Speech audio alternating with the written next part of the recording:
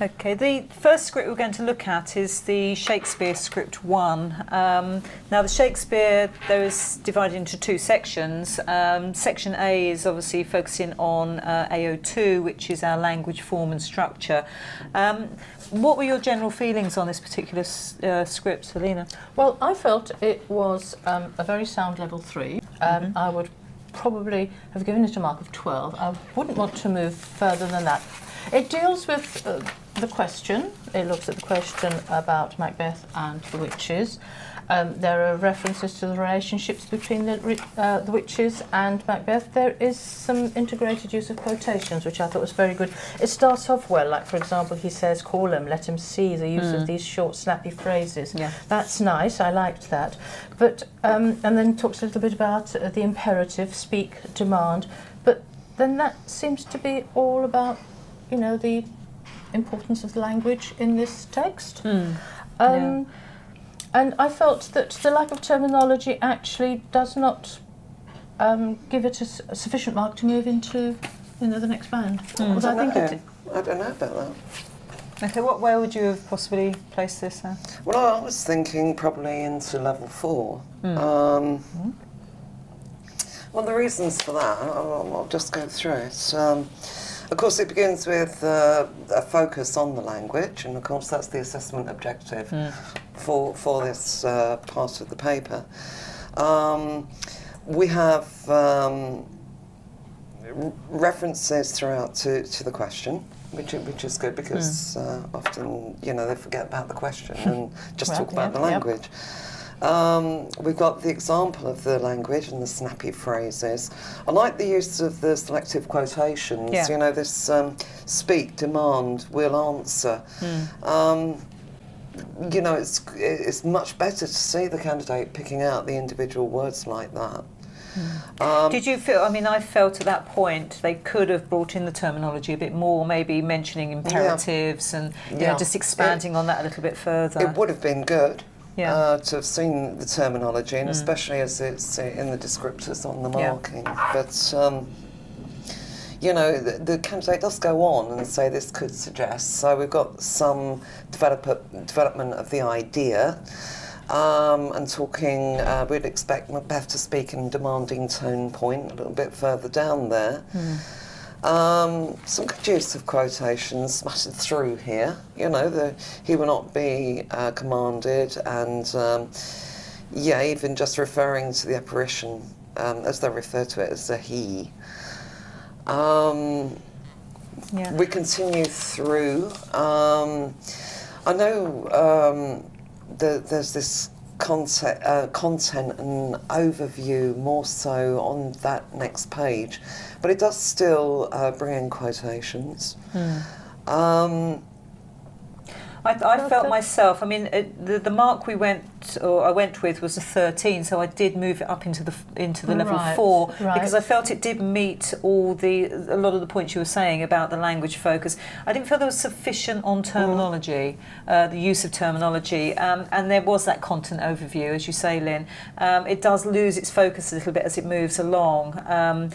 It needs to be more driven, really, with. I mean, it does bring it back, doesn't it? In the conclusion, it actually brings it back to the relationship. Yeah, I mean, it does show a good understanding of the extract, but at times it's more of an overview rather than a close focus on the actual elements of the text itself. And the quotations are integrated. But not as much as we'd expect, certainly for the top end of a level 4. You know, 13 is where I'd be placing, because it does more than a level 3. Right. But I'd be happy with that. I think it does a little bit more because there is that engagement there, and it's offering some thoughtful comment. But I agree with you that it does lose that track on the language and the assessment objective. So I'd be happy to go with that 13. Yeah, 13, lovely. No, that's fine. I can see where you're coming from. Yeah, I quite agree. Yeah, lovely. Part B is obviously where we ask the candidate to go out of the extract. Now, it's interesting. A lot of candidates tended to use that as a jumping sort of starting point into their response, and you'll see that here. You know, the candidate says, in its extract, Macbeth tries to control the witches, and then so initially your sense is they're going to the extract, but they're not. They're using that then to move into the rest of it. It considers a couple of points. Again, with Lady Macbeth and talks about Macbeth controlling Macduff. I mean, again, what were your first impressions of that, Alina? I felt that, yes, I quite actually, although that they wouldn't have been awarded any marks, I quite liked that introduction because I felt it focused the candidate on what they were doing. And then the candidate homes in on Macbeth and Lady Macbeth. Yeah, there's that talking to the extract links as to well, yes, that's sort of right. And she questions his masculinity, which I think is a very important part in this response. There's a slight loss of, not quite focus, but not quite sure what the candidate means here, that when she says that she has sold her soul to the devil. We know what the candidate's trying to say, but not quite specific enough. We had to try and do some of the work. Yes, we had to do the work to unpick what it. Yeah. However, what I did like was that bit where the control, Lady Macbeth's control, is actually diminished the moment that Banquo. That is good, isn't it? I think that's brilliant. Yeah. That is a really, really very, very good point. And the candidate actually and says nicely the control expressed is beginning with to the fade. beginning to fade. Yes, and that's repeated actually later What do you on. feel about the point of Macduff, Lynn? How do you feel? Because I mean, obviously the first part is on Lady Macbeth and her relationship, and then the candidate then moves on to look at Macbeth and Macduff. I mean, what were your feelings on?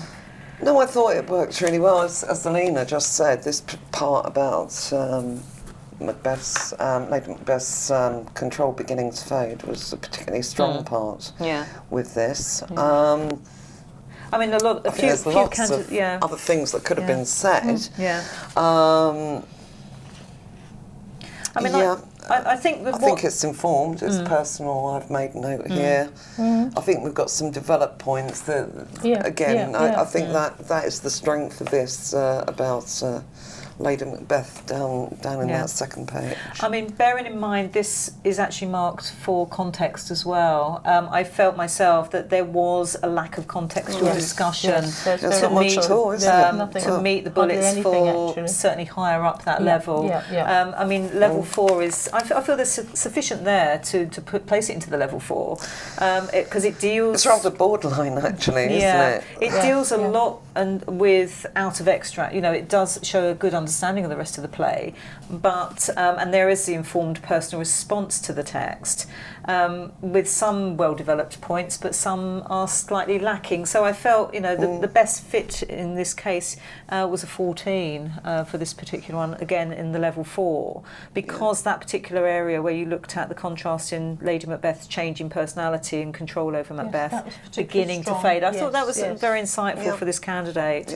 Obviously, it's rather a difficult one, actually, isn't it? It's got strengths and weaknesses. I felt the word beginning to develop kept coming through there. It's beginning to do this, it's beginning to do that, and it's showing a lot of understanding, but needs a little bit more. 13? 14. Yeah, I felt it was beyond. It was further up. It had the edge on the other one, didn't it? It felt stronger than Part A, and certainly went higher up to 14. That's good, because it's good to be positive. Yes, I think so. Okay. Yeah.